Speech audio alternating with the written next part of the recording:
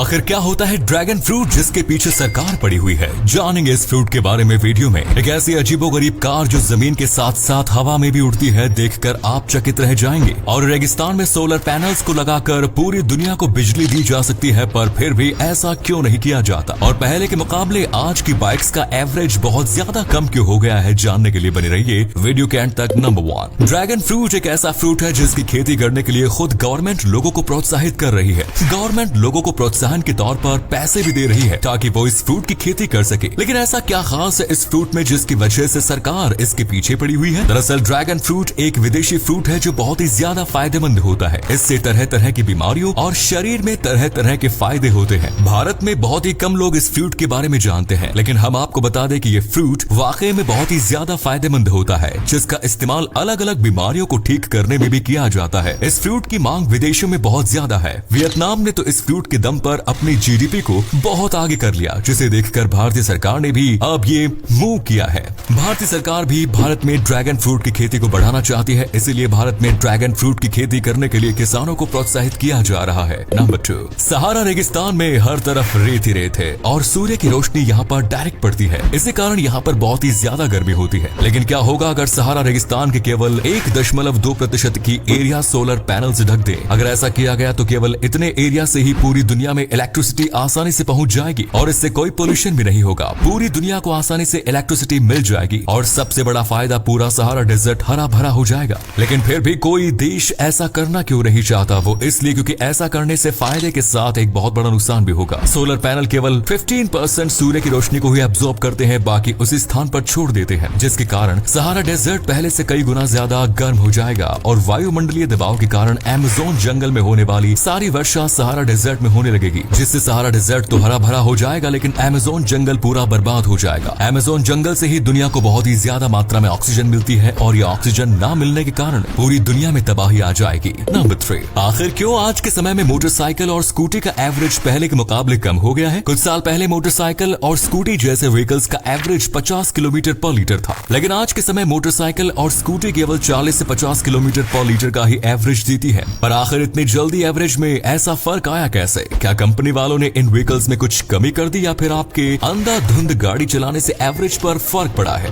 दरअसल ऐसा नहीं है। इसका सबसे बड़ा कारण पेट्रोल है। आप जो पेट्रोल पंप पर डलवाते हैं वो E10 पेट्रोल होता है और E10 पेट्रोल का मतलब होता है इसमें 10% एथेनॉल मिलाया गया है। ये वही एथेनॉल होता है जो गन्ने के जूस से बनाया जाता है। हालांकि इस एथेनॉल के मिलाने से पॉल्यूशन कम होता है, लेकिन 10% एथेनॉल की वजह से 10% गाड़ी का एवरेज भी कम हो जाता है और इसलिए आजकल के व्हीकल्स एवरेज पहले के मुकाबले कम दे रहे हैं। नंबर 4, कोई भी इंसान अपनी गर्दन को ज्यादा पीछे तक नहीं घुमा सकता, लेकिन उल्लू ऐसा कर सकता है जो अपनी गर्दन को बिल्कुल पीछे तक घुमा लेता है। इतनी गर्दन घुमाना किसी इंसान की बस की बात नहीं, पर उल्लू अपनी गर्दन को बिल्कुल पीछे तक घुमा लेता है। पर एक ऐसा शख्स हुआ है जिसने बिल्कुल एक उल्लू के बराबर ही अपनी गर्दन पीछे की ओर घुमाई थी। जी हाँ दोस्तों, इस शख्स का नाम है मार्टिन लॉरिलो और इन्होंने 180 डिग्री तक अपनी गर्दन घुमाई थी। ये किसी आम इंसान के लिए कर पाना नामुमकिन है और इसीलिए इनका नाम ह्यूमन ऑल भी पड़ा, क्योंकि इंसानों में ऐसा काम केवल मार्टिन ही कर पाते थे। बाकी किसी भी इंसान की गर्दन इतनी पीछे तक नहीं घूमती है। नंबर 5, भगवान गणेश एक भी शादी नहीं करना चाहते थे क्योंकि वो हमेशा एक ब्रह्मचारी रहना चाहते थे। लेकिन फिर कुछ ऐसा हुआ कि भगवान गणेश को एक नहीं बल्कि 2 शादियां करनी पड़ी। आखिर ऐसा क्या हुआ था कि एक भी शादी न करने वाले गणेश जी को 2 शादियां करनी पड़ी?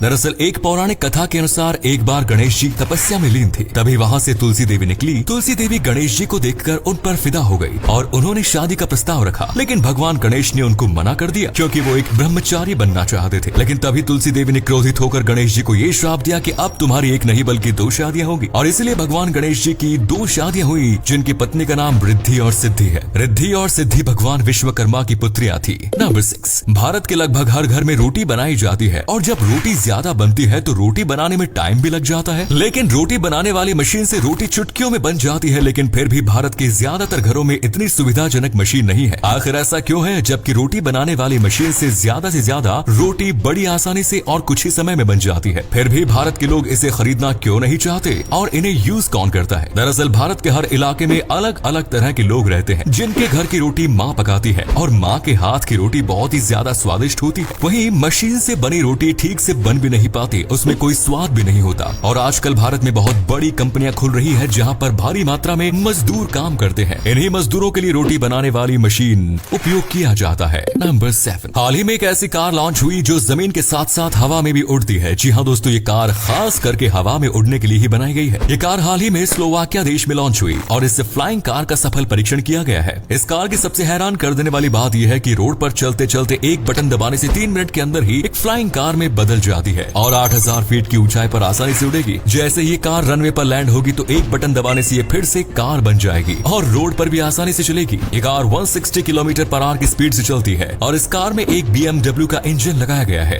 इसमें वही तेल पड़ेगा जो आमतौर पर सभी गाड़ियों में पड़ता है और ये दुनिया की सबसे पहली हवा में उड़ने वाली कार होगी। नंबर 8, क्या कोई शख्स प्लेन में सामान रखते समय कार्गो कंपार्टमेंट में सो सकता है? जी हाँ दोस्तों, एक ऐसी घटना घटी मुंबई के इंटरनेशनल एयरपोर्ट पर जहां इंडिगो एयरलाइंस मुंबई से अबू धाबी जाने के लिए तैयार थी। तभी सामान लोड करने वाले एक वर्कर को सामान रखते समय प्लेन के कार्गो कंपार्टमेंट में नींद आ गई और वो सो गया। जब प्लेन मुंबई से टेक ऑफ हुई तो उस वर्कर की आंख खुली तो उसने पाया कि अब वो अबू धाबी पहुंचने वाला है, लेकिन अब वो कुछ नहीं कर सकता था, इसीलिए वो चुपचाप बैठा रहा। लेकिन इधर जब इंडिगो के एम्प्लॉयज वर्कर की काउंटिंग कर रहे थे तो पता चला कि एक वर्कर गायब है। काफी ढूंढने के बाद भी वो नहीं मिला। ये खबर जब अबू धाबी के एयरपोर्ट में दी गई तो प्लेन की पूरी तरीके से जांच की गई तो मालूम चला कि वो शख्स इसी प्लेन में बैठा हुआ है जो गलती से कार्गो कंपार्टमेंट में सो गया था। उसके बाद उस शख्स को उसी फ्लाइट में पैसेंजर के तौर पर मुंबई भेज दिया गया। तो दोस्तों, वीडियो को शेयर जरूर करें। आपके एक शेयर से हमें काफी मोटिवेशन मिलता है। ऐसी ही और वीडियोस बनाने के लिए धन्यवाद।